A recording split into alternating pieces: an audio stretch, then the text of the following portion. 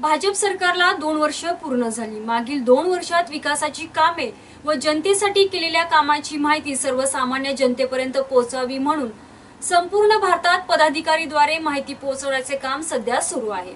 या निमित्तानं परभणीचे शहर जिल्हाध्यक्ष आनंद भरोसे यांच्या निवासस्थानी भाजपाचे प्रदेश उपाध्यक्ष भास्कर खतगावकर यांच्या उपस्थितीत जिल्ह्यातील सर्व पदाधिकारी व कार्यकर्त्यांना बैठकीत मार्गदर्शन करण्यात आले। त्याचबरोबर काही नूतन पदाचे देखील वाटप करण्यात आले।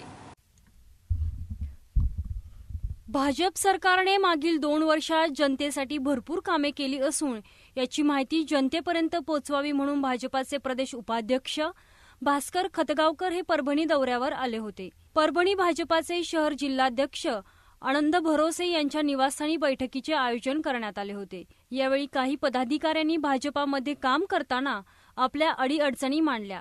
नुकतेच राष्ट्रवादी काँग्रेसचे प्रदेश अध्यक्ष सुनील तटकरे यांनी भाजपावर टीका करताना हे सरकार फक्त ट्विटरवर ट्यूट्यू करणारे असून आम जनतेचे त्यांना काही देणे घेणे नाही, यावर खतगावकर यांनी उत्तर देताना राष्ट्रवादीच्या नेत्यांनी असे बोलण्या अगोदर पहिले आत्मचिंतन करावे व जनतेसाठी काय काम केले हे झालेल्या आसामच्या निवडणुकीच्या निकालामध्ये समोर आले आहे।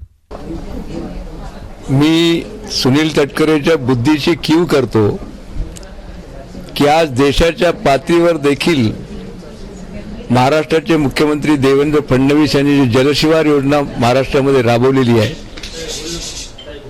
त्या संबंधीची स्तुती देशाचे पंतप्रधान नरेंद्र मोदी यांनी केली आणि देशातल्या बऱ्याच मुख्यमंत्र्यांना हे सांगितलं की जलशिवार योजनेच्या माध्यमातून गेल्या 50 वर्षामध्ये जे काही घडलेलं नाही महाराष्ट्रामध्ये, येणाऱ्या 2-4 वर्षामध्ये महाराष्ट्रामधला दुष्काळ दूर करण्याचं फार मोठं काम जलशिवार योजनेच्या माध्यमातून होईल। हे शेतकऱ्यासाठी नाही, कुणासाठी आहे? आसामचे रिझल्ट हे फार बोलके आहेत। आम्ही जर 2 वर्षामध्ये फक्त ट्विटरवर बोललो असतो तर आसाममध्ये आम्ही जिंकलो नसतो। पुणे मेट्रोसाठी प्रतिनिधी बालाजी कांबळे, जीवन न्यूज महानगराची लाईफलाईन, परभणी।